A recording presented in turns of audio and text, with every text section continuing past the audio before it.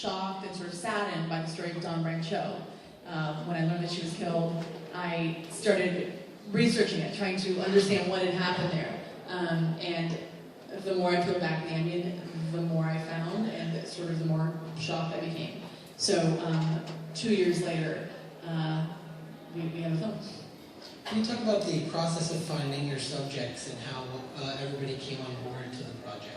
Yeah, I was lucky enough to read an article called Killer in the Pool by Tim Zimmerman. He was a writer for Outside Magazine and was riveted by that story. And in that story, he had contacted some folks who were willing to sort of speak out against their former employer, and just, that was kind of, that was my, I think, touchstone in terms of getting in touch with folks. From them came other people, scientists, neuroscientists kind of came aboard, and I was able to sort of, get a hold of some people, but I really credit Tim Zimmerman of sort of vetting me to these folks. And each of you, if you could talk a little bit about getting involved with the project, maybe we can just go down the line. What drew you to Gabriela in particular and into telling this story? I know your experience, obviously, but also just sort of the process of becoming involved with the film and being so confessional on the screen, I guess. Sure, thank you, and thanks everybody for being here. It really means a lot to all of us, and it's been 2 or 3 years. I think Gabby said earlier, labor of love. I think we're kind of here by default because most of the people that still work in the marine park industry were unwilling to come out and say anything. And so you might have remember Howard Garrett, the orca researcher from the movie. I happened to do after my SeaWorld experience, I went out to Washington State and participated in the orca survey and had a changing of my ways, so to speak. So the night that Dawn was killed, CNN, Anderson Cooper was looking for someone to say something, and Michelle and my sister and John Jett here, said, you gotta say something, you gotta say something. So it started like a cascade of interviews that occurred, and John wrote an op-ed for Anderson Cooper, and then because we happened to just be the only people that would say anything, the media kept coming back to us, and I think that is what attracted Tim Zimmerman, and then some momentum developed, and then it just kind of grew out of that. Gabby locked in with Tim, and that was it for me. Yeah. I didn't get involved with saying anything until about 6 months after Dawn was killed, and it was really because I read the article, A Killer in the Pool, and I still really had major reservations about saying anything. I think all of us up here still, every once in a while, we think maybe the SeaWorld van's going to pull up and whisk us away. It's part of the culture. I think when you work there, there's so few people who've actually trained killer whales, and when you're in the animal entertainment industry, it's very hard to get a job once you leave if you say anything. And even though I was 17 or 18 years out, there was still part of me that felt like I was betraying my colleagues by talking.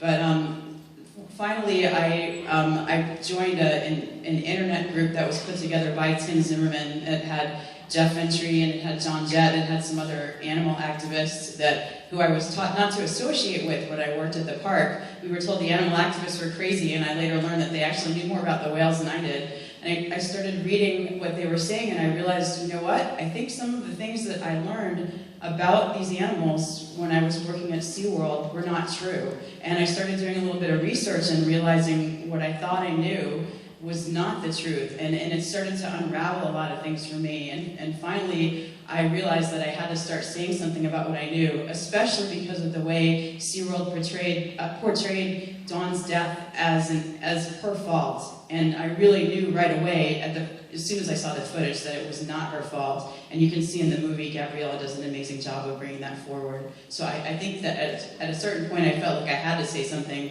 And I think it was September of 2010, I ended up on Fox News. So that was my first time in the spotlight, and then it kind of cascaded from there.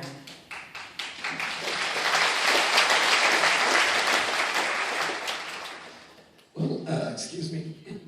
How do you think what you put in the film will impact the age of audience that could see it and the possible educational things that could come about? So the question is, how did you decide how graphic to allow the footage in the film to be? Do you think that decision will impact access for younger people in different education groups as it relates to the film? Yeah, in terms of, for example, the Dawn tape, the footage of the Dawn death. That is currently in litigation. The family's obviously trying to keep that from the public, which I support. I don't see any reason why anybody should ever have to see that footage. Even if it were available to me, it would never have been in my film for just the reason you stated. I do believe that children should be able to see this at a certain age. In terms of graphic and autopsy reports and stuff like that, I do believe that some of that had to be in there in order for everybody to sort of understand that this was an aggressive act, which is the opposite of what SeaWorld is saying. So certainly it's a tightrope and it's a fine line that I think we all walk when talking and discussing the subject, but hopefully it's struck a balance so that my 7-year-olds have seen it, can see it. I don't know about younger than that. It's a little intense. Quickly for the trainers, one of the things I think the film really does well, and we were hoping with this 42-foot screen to help convey, is the physical presence of those animals with human beings and sort of the gravity, the intense size and power. Can you talk a little bit about that experience? I mean, I think you do in the film discuss it in a certain way, but it's so cinematic, and yet you can't help but hold your breath every time each one of you comes in contact with one of the animals. I'm wondering if you could talk a little bit about how you approach that. Well, I really like a part of the film where John and Jett says, you can tell that somebody's home, and it's really true. I mean, the animals are just so majestic. You don't have to know anything about animal training or killer whales, and you're just awe-inspired, looking at them. But I can tell you, my career was over a 19-year period. I've just been in so many situations with these animals where you would not even believe what they're capable of. I mean, this film, as amazing as it is, and it's finally really bringing to mainstream, what these animals are like and what they're capable of, even the dark side. But I could tell you some stories that's still chilling for me to say it, all these years later, but the level, the capacity of love, the intelligence, the relationship, it's very real, it's very strong, and I do look at my time at SeaWorld, even though I am definitely conflicted, not even conflicted, I don't believe that animals should be in captivity for entertainment purposes, but this was a privilege that I will cherish for the rest of my life, having the relationships with these animals, and the hardest thing in the world, to walk away from it and leave those animals behind, like Takara and Kasaka, the most valuable whales in my career. But I love them all. But I think we all share that, and no matter which park you're at or which whales that are very special to you, we all share that. So whether it's Kasaka or Takara for me, or it's Katina or Tilikum for these guys, whoever it is, but we share that. I also want to say, seeing them in the wild is where they should be seen. You saw us at the end seeing the wild killer whales, and watching them, I know that the animals that we worked with, as much as we love them, as much as I remember being the starstruck 22-year-old staring at my first killer whale through the glass and just being overwhelmed at how immense the animals were, and I couldn't believe that I was so lucky, and then I got to do this for a living. But when I saw them in the wild, it was such a different experience. It took my breath away in a different way, and I knew I was seeing these animals doing what they were meant to do. And it really hurt my heart to think that I could have spent 3.5 years in this place and not see that. And it was really, I think it's the illusion that Gabriela unravels through this film, because you see this experience through our eyes being so that, all we think that we want to do is train these whales because we love them so much and we want to work with them and be around them. But none of us maybe stop to think that this is not what they want. This is not where they want to be. So I would say let's see them in the wild.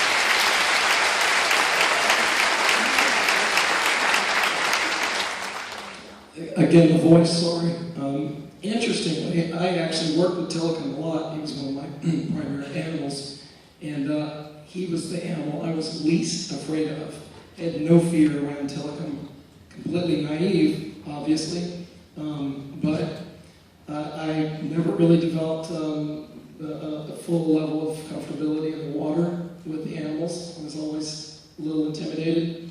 But Tillicum, he was my puppy dog, so kind of shows you how stupid I was, I guess. Yes, ma'am. Yes. I can hear you.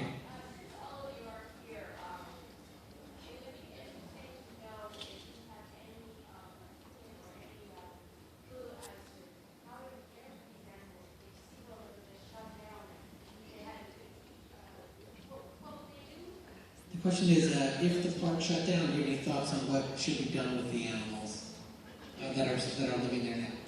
Well, thank you. That's a good question. Some of the animals are potentially releasable and others aren't. And the key factor, in my opinion, and John and I did write a paper on this that John Hargrove read, and the main factor is their teeth. These animals have very poor dentition in captivity, and the reason why they get that is they break their teeth off on the steel segregation gates that are used to separate them for training sessions. So the vets go through this pretty barbaric procedure. It's called a pulpotomy. It's similar to a root canal procedure where they take a variable speed drill. They use food deprivation to get the animal to sit there and hold with no anesthetic, and they bore a hole through the tooth. And if you ever go to SeaWorld, they sell this to the public as superior dental care. They don't put in the fact that the animal has chipped the enamel off the tooth and then grown into this pulpotomy procedure. If you look carefully at the footage, you'll see that Tillicum has no teeth on his bottom jaw. He's got open boreholes, which provide a pathway for a bacteria, and so that he gets his teeth flushed 3 times a day. So on average, these whales are very poor candidates for release. I don't know what exactly is going to happen, but the idea of sea pens for other animals has been introduced, and I think that's a good idea for like Lolita. Lolita's a lone female down at the Miami Seaquarium, and she hasn't chipped any of her teeth yet, so she might be a good candidate for release, especially because she's what's known as a southern resident animal, and her mother's still alive in Washington State. She's one of the whales that they pulled out of that footage that you saw right there. She's still alive in captivity. But on average, once killer whales enter a captive environment, they only live about 10 years, and the whales that have broken teeth are in general poor candidates for release. What I tend to think is going to happen is using the Laurel Parquet model, is that animals that are healthy enough to be shipped to other countries will probably live out their lives in places where human rights are even less than they are in the United States. And I'm thinking places like Russia, China, and some of the other countries, because I think eventually this practice of the sea circus is going to become so unpalatable for all of us that it's no longer going to be tolerated. But these animals are million-dollar assets, so I don't think a company which is owned by Blackstone is going to give up the business model overall. They're just going to ship their whales to other places that have less information than we do. And real fast, just to add on that, Jeff, tell me if I'm explaining this right, but the sea pen Jeff is referring to would be essentially a cordoned off part of the ocean, so a cove, let's say, and so a whale could presumably be sort of have a slow retirement, kind of a soft release, and be in this area where you could continue to feed them live fish, or even clap if they need that, whatever, if they're so used to that because they don't really know how to eat live fish anymore, and so this would be a way of monitoring them and yet letting them to sort of experience the natural currents of the ocean and echolocate and do all these things. So that's almost a sort of a humane option that these guys have always kind of suggested, and the scientists in the field have suggested that SeaWorld could do. Yes, young man, right there.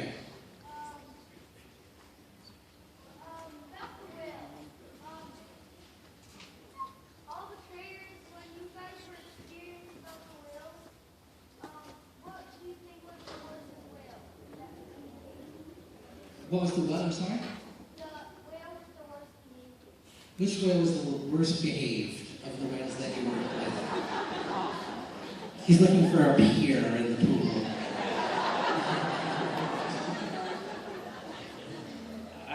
It's a good question. Tillicum has obviously killed 3 people. I put him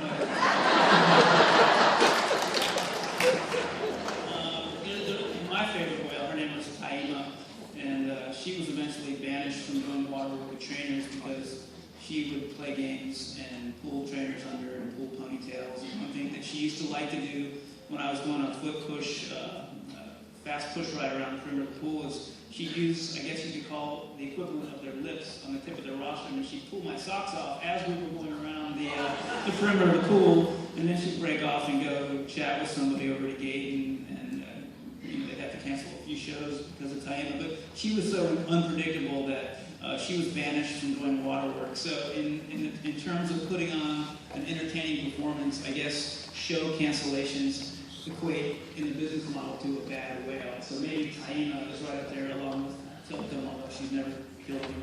John Hargrove, do you have any? I was just going to say, Jett, you were among the worst behaved whales I worked with.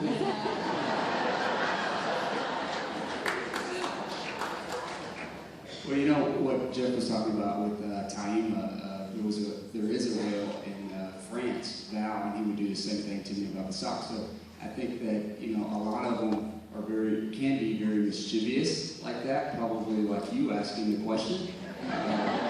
You know, so there would be times where we would have incidents with the whales, because that would be classified as a corporate incident as well, but you know, it wasn't necessarily aggressive. You know, it was you know, an interest in the socks. It was a game, but not to be confused with what Tillicum did with Don or the other incidents. These animals are extremely intelligent. They don't do things by accident, and certainly what happened with Don was not an accident, and it was not a play. You know, we'll never know why Tillicum made that decision, but what we do know about it is that it was aggressive behavior. So. We have time. Yes, sir. Final question. Oh, sorry, in the back. Yes. Sorry. Probably going to shut off huge light pipeline. How much pushback have you received from SeaWorld, Blackstone, whoever is trying to? The question is, how much pushback have you received from SeaWorld and their sponsors? We have received some minor pushback in terms of some statements that have been sort of released by SeaWorld about this film not representing how much SeaWorld loves their whales, takes good care of their whales, and cares for their trainers. That was kind of their statement, that kind of an umbrella statement that they made after seeing the movie at Sundance, I believe. So, you know, did you guys have some? I lost a bunch of friends on Facebook. Yeah.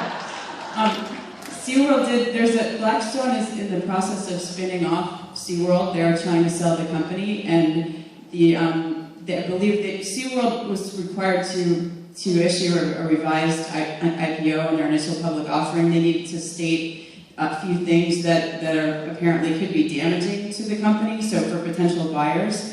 And the things that they mentioned were, one was the OSHA case, which you saw in the movie. Number 2 was this movie, and number 3 was a book by David Kirby, Death at SeaWorld. And all of us have been involved in all of those 3 things. But note the SeaWorld ban is hopefully not waiting outside for us. We'll find out when we leave.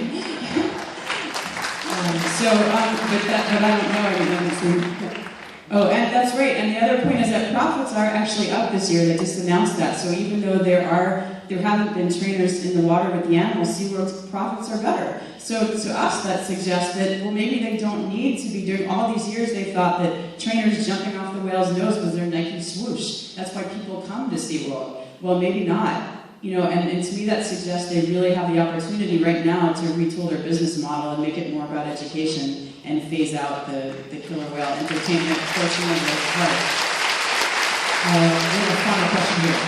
Yes. I was actually going to ask just about that, but a lot of African trainers would be in the water, whether that was going to continue to go. Right.